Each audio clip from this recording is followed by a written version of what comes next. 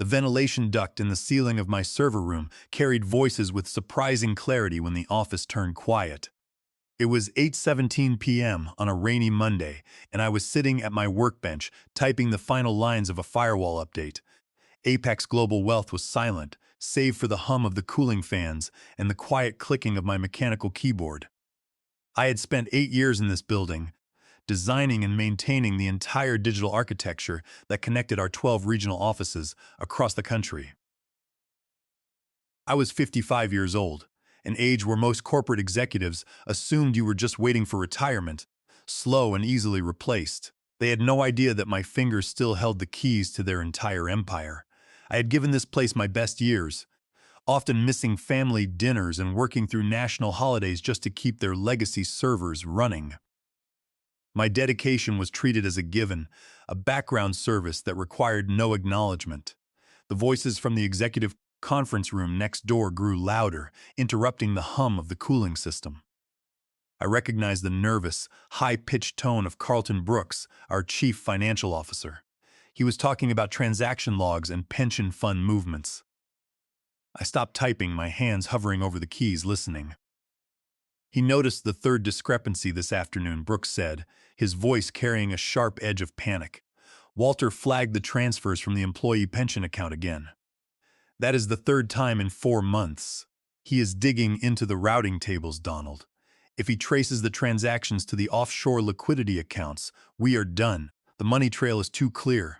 I felt a cold chill run down my spine. Walter was me, Walter Harrington. I had spent weeks analyzing the security logs of our primary database, which held 240,000 in retirement funds for over 500 employees. These were the hard-earned savings of nurses, clerks, and field staff who had given decades of their lives to the firm. I had noticed 3 massive, unexplained fund movements over the last 4 months, totaling 75,000. Each time I flagged it, Carlton Brooks told me it was standard short-term liquidity rebalancing. But the database did not lie. The funds were being routed to unverified accounts in the Cayman Islands, hidden under complex sub-ledger entries. Then came the booming, arrogant voice of Donald Sinclair, our chairman. Do not sweat it, Carlton. Walter is an old-school technician. He knows code, but he does not understand the corporate structure. He does not need to know what is in the basement, so to speak. We are restructuring the technical team on Friday. His position is being eliminated. We will offer him a standard severance package, revoke his access, and escort him out. My stomach tightened into a hard, cold knot. 8 years of working 60-hour weeks, building their platforms from scratch, and I was about to be discarded like outdated hardware because I refused to ignore their financial crimes. They wanted me gone before I could compile a complete report for the regulators. Is the new guy ready? Brooks asked. Yes, Sinclair replied with a chuckle. Preston Drake has been shadowing Walter's deployment pipelines for the last 3 weeks. He claims he can manage the infrastructure for triple Walter's current salary. The board approved the budget yesterday. It is worth every dime if it means we sleep better at night. And what about Walter's request for a compensation adjustment? That was Bradley Mercer, the HR director, joining the conversation with a smirk in his voice. You should have seen his face when I told him we could not find the budget for his raise request. He actually believed his 8 years of tenure and flawless system uptime warranted more than $115,000 a year. He looked absolutely lost, holding his cheap company mug. Sinclair laughed, a dry, grating sound. He wanted $195,000, which is market rate for a lead systems architect of his caliber. But why pay market rate when we can squeeze him for entry-level wages until we are ready to throw him away? These old-timers think loyalty still means something in this industry. On Friday afternoon, we lock his credentials instantly before he even stands up from his chair. Julian Ward has the security team prepared. Julian Ward was our IT director, a corporate climber who knew more about golf handicaps and executive brown-nosing than routing protocols. They laughed, their voices fading as they walked toward the elevator lobby. I sat in the dim light of the server room, my heart pounding against my ribs. My hands were shaking, but not from fear. It was anger, pure and cold. These men had spent years taking credit for my systems while stripping my team's budget violating the WARN Act by threatening mass layoffs without the required 60-day notice to cut costs, and stealing from the very employees who built this firm. They thought they had everything planned. They thought Preston Drake could simply step in and run the network. But what they did not understand was the fundamental nature of the system I had built. The Apex network did not run on standard corporate software. It relied on a custom authentication protocol I had written from scratch. To protect the database from external breaches, the system required my unique digital signature key to renew every 60 hours. If the key was not updated, the database partitions would automatically dissolve, reverting the system to its baseline security state. When that happened, the artificial barriers holding the restricted transaction logs would drop, exposing every internal communication, ledger, and transaction record directly to the main system console. I had built this safeguard years ago, after the board tried to blame my team for an accounting error that wiped out 3 days of transaction data. They had mocked the system back then, calling it paranoid and unnecessary. Now, that very system was going to become their destruction. I shut my laptop, packed my bag, and walked out into the rain. The countdown had not started yet, but the fuse was lit. Tuesday and Wednesday passed in a blur of forced smiles and quiet preparation. I arrived at the office early, methodically documenting basic system procedures for Preston Drake, the consultant they had hired to replace me. Drake would sit next to me, asking superficial questions while writing notes in a leather notebook. He had the arrogant confidence of a man who had never had to rebuild a crashed database at 3 a.m. or patch a critical vulnerability under pressure. I gave him exactly what he asked for: standard operating procedures, network maps, and administrative passwords. But I did not tell him about the 60-hour authentication key. That was my insurance policy. On Wednesday afternoon, Julian Ward, the IT director, stopped by my desk. He stood there holding a tablet, trying to look casual. "Walter, we need to ensure all database administrative privileges are fully documented," he said, his eyes scanning my monitor. "The board is auditing our operational risk, and we need to make sure we do not have a single point of failure in our technical staff." I smiled, looking up at him. "Everything is in the shared repository, Julian. All the passwords, scripts, and deployment steps are fully documented." He nodded, satisfied with my response. He did not know enough about network security to ask about the proprietary validation servers that sat in our secondary facility. That evening, when the building was empty, I sat at my console to configure the final stage of my defense. I did not sabotage the servers. Sabotage was illegal under the Computer Fraud and Abuse Act, 18 U.S.C. Section 1030, and I had no intention of giving Sinclair and Brooks a legal weapon to use against me. Instead, I created a transparent bridge. Under the company's internal security policy, which I had drafted and Sinclair had signed 5 years ago, the system's architect was authorized to implement automated data recovery pipelines in the event of an administrative lockout or sudden network failure. I configured the system to perform a standard compliance reset if my unique authentication key went unrenewed for exactly 47 hours. This reset would not delete data. It would do the opposite. It would restore the suppressed audit logs and transaction history, routing them directly to the SEC whistleblower program under 15 U.S.C. Section 78U-6. If Sinclair and Brooks had been operating a clean business, a system reset would mean nothing more than a temporary administrative inconvenience. But because they were running a massive pension fraud scheme, the reset would deliver the evidence of their crimes directly to the Federal Financial Crimes Task Force. I also packed my personal files, the photos of my late wife, and my engineering textbooks, leaving my desk completely clean. Friday morning arrived, cold and gray. The office atmosphere was tense, and I could feel the eyes of my colleagues on me. At 4:15 p.m., my calendar flashed with an invite to a meeting in the main boardroom. The subject line was restructuring update. I walked down the hall carrying nothing but my personal phone in my pocket. When I entered the boardroom, Donald Sinclair sat at the head of the table. Carlton Brooks was next to him, tapping his foot rapidly. Bradley Mercer, the HR director, was waiting with a manila envelope, and Julian Ward stood near the window. "Walter, please sit down," Mercer said, using his practiced soft HR voice. Due to changes in our strategic direction and the need to streamline our operational costs, we are reorganizing the systems engineering department. As a result, your position is being eliminated, effective immediately. I sat quietly, watching them. I did not argue. I did not show anger or panic. I simply nodded. Mercer pushed the envelope across the table. We are offering you a severance package of 2 weeks of pay for every year of service, provided you sign this non-disclosure and release agreement. I looked at the document. It contained a sweeping waiver of all legal claims and a strict confidentiality clause designed to keep me silent about the pension discrepancies. If I signed it, I would forfeit my right to report the fraud and protect the employees. I slid the folder back across the table. I will need my attorney to review this before I sign anything, I said calmly. Sinclair leaned forward, his face darkening, his voice dripping with venom. Walter, this offer is only valid until Monday morning. If you do not sign it, you will leave with nothing. I suggest you consider your options carefully at your age. Finding another job at 55 is not as easy as you think. We will need your primary administrative keys and the system validation credentials before you leave, Julian Ward demanded, stepping toward the table. I took a piece of paper from my pocket and wrote down the standard administrator passwords I had prepared for Preston Drake. Here are the active credentials, I said, placing the paper on the table. Ward took it, quickly typing the passwords into his tablet. He nodded to Sinclair. It works. I have full root access to the active environment.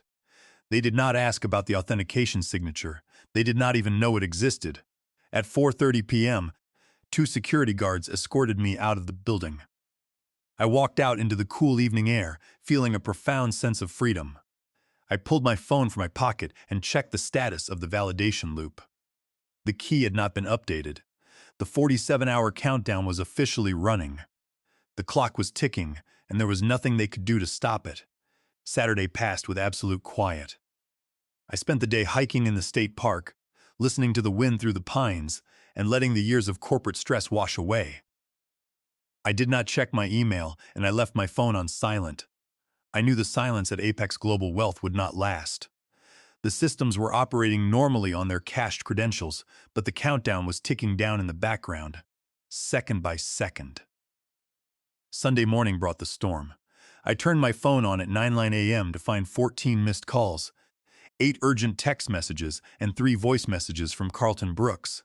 The first text message, sent at 6:12 a.m., was polite. Walter, we are having some minor authentication issues with the regional databases. Please call the office when you can. The subsequent messages grew increasingly desperate. The last voicemail, left by Brooks at 8:45 a.m., was filled with panic. Walter, call me immediately. The system is refusing client connections. We have a major crisis with the East Coast Pension Distribution Portal. At 1:15 p.m., the doorbell of my suburban house rang. I opened it to find Carlton Brooks standing on my porch. His expensive wool coat was unbuttoned, his tie was crooked, and sweat was bead rolling down his forehead despite the cool breeze. The CFO of a multi-billion-dollar wealth management firm was standing on the doorstep of the engineer he had fired 2 days ago. Walter, thank God you are home, Brooks said, his voice cracking. The systems are behaving erratically. The validation servers in the secondary facility are rejecting Preston's commands. The client portals for our 3 largest pension trustees have gone offline, and they are threatening to pull their assets if we do not restore access. We are facing a breach of contract that could cost us $40,000 in liquidated damages by Monday morning. The clients are calling our personal lines, screaming about the outage. I stood in the doorway, my face expressionless. I am no longer an employee of Apex Carlton. My access was revoked on Friday afternoon. I have no authority to touch those systems. It was a misunderstanding, Brooks pleaded, stepping closer. Donald and I talked it over. We are prepared to offer you your job back. We will double your salary to $230,000 a year, and we will sign a 3-year contract guaranteeing your position. Just come back to the office, fix whatever is happening with the database, and we can put this behind us. We can even discuss a signing bonus. I looked at him, noting the raw desperation in his eyes. He was not worried about the company. He was worried about the transaction logs. If the systems remained offline until Monday, The regulators would intervene, and their 75,000 theft would be exposed.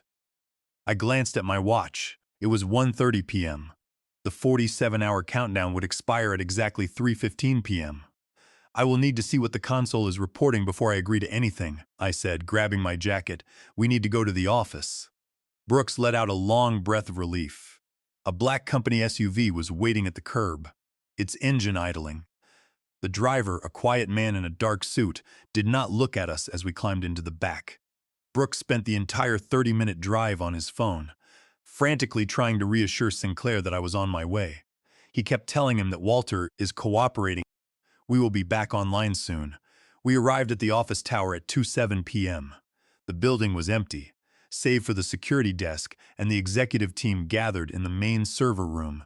Preston Drake was sitting at my old desk, his face red, typing commands into a terminal window.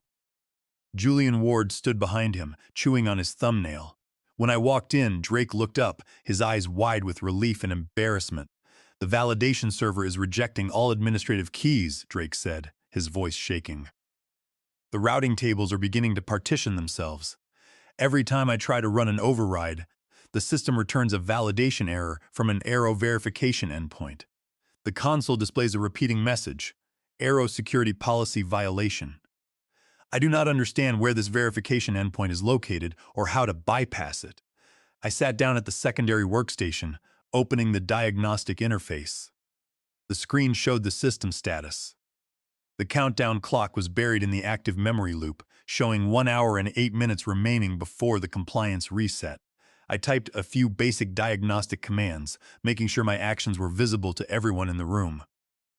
The system is functioning exactly as it was designed to, I said, looking at Sinclair, who had just entered the room. It is preparing for a security reset because the primary architect's validation key has been missing for 46 hours. Then turn it back on, Sinclair ordered, his voice tight with controlled rage. Use your key and stop this reset. I looked at him, my hands resting on the keyboard. It is not that simple, Donald. The validation signature is tied to a secure repository owned by my independent development entity, Arrow Systems, LLC. When you terminated my contract, you terminated the implied licensing agreement. The system is now reverting to its baseline state, and there is nothing I can do to stop it from here. The automation is locked and cannot be overridden by external commands. By 2:45 p.m., the temperature in the server room had risen, despite the air conditioning. Donald Sinclair stood behind my chair, his hand resting on the back of my seat. Walter, let us stop playing games, he said, his voice low and threatening. We know you built this lockout. We know you are trying to extort us for a higher salary, but you are playing a dangerous game. If this system does not go live by 3:15 p.m., we will file a federal lawsuit against you for intentional sabotage under the CFAA. We will seek damages that will strip you of everything you own. We have the political connections to make sure you never work again.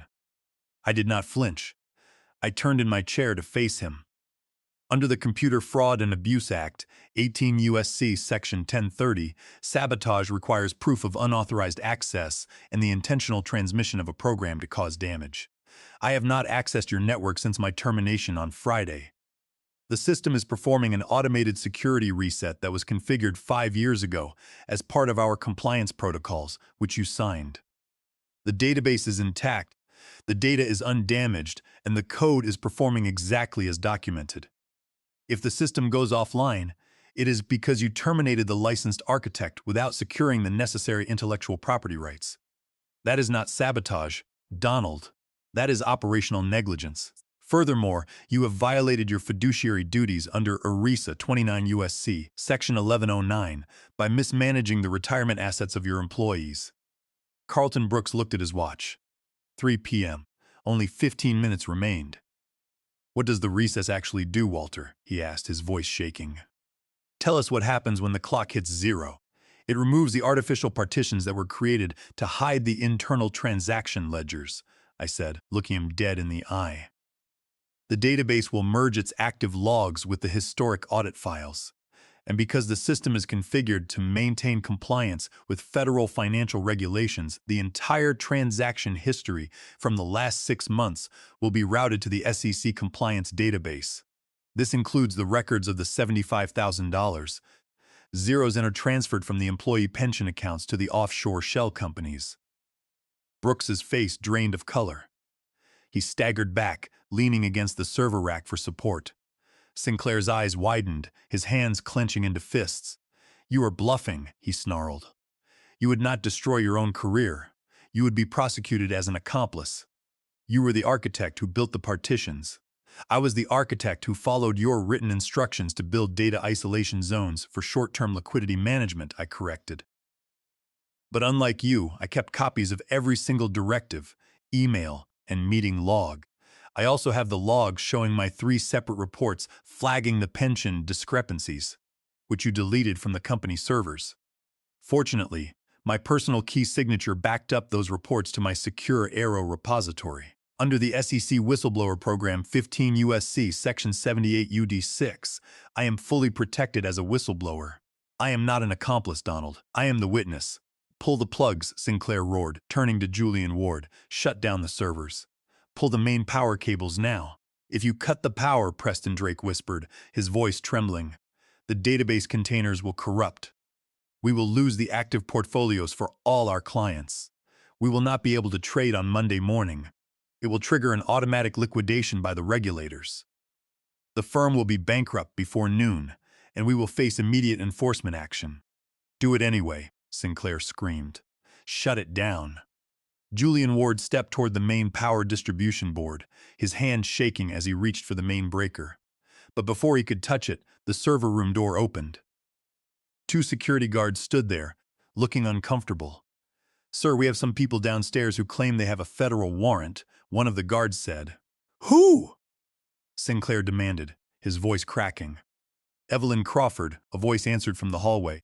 A woman in a dark gray suit entered the room, followed by 3 agents in windbreakers with Federal Task Force insignia. She held a manila folder in her hand, her calculating eyes taking in the scene. "I am Director Evelyn Crawford of the Federal Financial Crimes Task Force," she said, showing her badge. "We are here to execute a search warrant on all database servers and executive communication logs of Apex Global Wealth, pursuant to an ongoing investigation into ERISA violations and pension fund fraud." Sinclair stood frozen, his hand still raised. "This is an outrage," he stammered. "We are a private wealth management firm. You have no right to enter our server room." Director Crawford smiled, a cold, professional gesture. "We have a warrant signed by a federal judge, Mr. Sinclair. We received a secure data transmission at 3:15 p.m., containing detailed ledgers of unauthorized pension fund movements. The evidence is already secured on our servers. Agents, secure the room." Sinclair ordered the guards to lock the doors and keep us inside, trying to buy time, but Crawford immediately warned him that interfering with a federal officer is a felony. I looked at my watch. It was exactly 3:16 p.m. The countdown had reached 0, the partitions had dissolved, and the truth was finally free. The next 3 weeks were a blur of legal maneuvers and corporate collapse. Apex Global Wealth was suspended from trading before the market opened on Monday morning. By Tuesday afternoon, federal agents had seized all executive computers, documents, and mobile devices from the office tower. The board of directors scrambled to distance themselves from Sinclair and Brooks, releasing statement after statement promising full cooperation with the authorities. I spent most of my time at the federal building downtown, sitting in a conference room with Director Evelyn Crawford and a team of forensic accountants. We went through the database logs line by line. I showed them how Sinclair and Brooks had used a series of shell companies to temporarily drain the employee pension fund, using the capital to fund high-risk real estate investments in Europe. They had planned to return the money once the investments paid off, pocketing the profits for themselves. But the market had turned, the investments had stalled, and they were left with a $75,000 hole that they tried to hide by firing me. They tried to blame me, of course. Sinclair's defense attorney filed a motion claiming I was a disgruntled employee who had configured the database to lock them out as an act of extortion. They tried to frame the compliance reset as a malicious hack. But their strategy collapsed when Director Crawford presented my 3 separate time-stamped reports, flagging the pension discrepancies. which had been restored from my secure Arrow repository during the system reset. Under the whistleblower protection provisions of the Sarbanes-Oxley Act, 18 U.S.C. Section 1514A, and the SEC program, the evidence of my repeated warnings completely shielded me from any claims of misconduct. I was not an extortionist. I was the only person who had tried to protect the employee's retirement security. The documents proved that the executives had deliberately suppressed my reports. On the third week of the investigation, the news broke that Carlton Brooks had been found dead in his home, having taken his own life as the Financial Crimes Task Force prepared to file formal charges. He had left a detailed confession outlining the entire scheme, confirming that Sinclair was the mastermind behind the fraud. He also revealed that they had been laundering monies for international real estate developers. The news left me with a heavy heart, but no guilt. Brooks had made his choices years ago when he decided that the retirement savings of 500 working people were nothing more than a personal slush fund. Donald Sinclair was arrested the following morning at his mansion. He was charged with wire fraud, embezzlement from an employee benefit plan under ERISA 29 U.S.C. Section 1109, and obstruction of justice. His trial was short, the evidence of his own emails and the database ledgers leaving his defense team with no viable arguments. The judge sentenced him to 15 years in federal prison and ordered the liquidation of his personal assets to pay restitution to the pension fund. Bradley Mercer, the HR director, and Julian Ward, the IT director, were also terminated by the board of directors for gross negligence. They faced civil lawsuits from the pension trustees that stripped them of their corporate wealth. Preston Drake's consulting contract was terminated without payment, his professional reputation ruined by his failure to manage the system transition. Apex Global Wealth was eventually restructured under a new board of trustees appointed by the federal court. I received a phone call from Martha, a retired customer service representative who had worked at the firm for 30 years. She was crying when she spoke. "Walter, we were told our pensions are fully secured now," she said. "If you hadn't stood your ground, we would have lost everything. Thank you." Hearing her voice made the years of low pay and corporate disrespect worth it. The human cost of Sinclair's greed was real, and I had managed to stop it before it was too late. The new board of trustees offered me a position as the chief technology advisor to the restructured firm, with a salary of $345,000 a year and full authority to redesign the compliance architecture. I accepted the offer, but only on the condition that my independent development company, Arrow Systems LLC, would retain ownership of the core authentication protocols. They agreed without hesitation. I returned to the office tower on a sunny Tuesday afternoon, walking through the lobby without guards or escorts. The atmosphere was different now, the tension and fear replaced by a quiet sense of relief among the staff. I walked into the server room, looking at the blinking lights of the network rack. I had kept one small item from my old desk, the cheap company mug that Bradley Mercer had given me instead of a raise. I placed it on my new desk, using it to hold my pens. It was a reminder that corporate power is nothing more than an illusion built on the labor of the people they underestimate. In the end, the most dangerous person in the room is not the executive with the title and the expensive suit. It is the architect who understands how the foundation was built and who has the integrity to ensure the truth cannot be buried.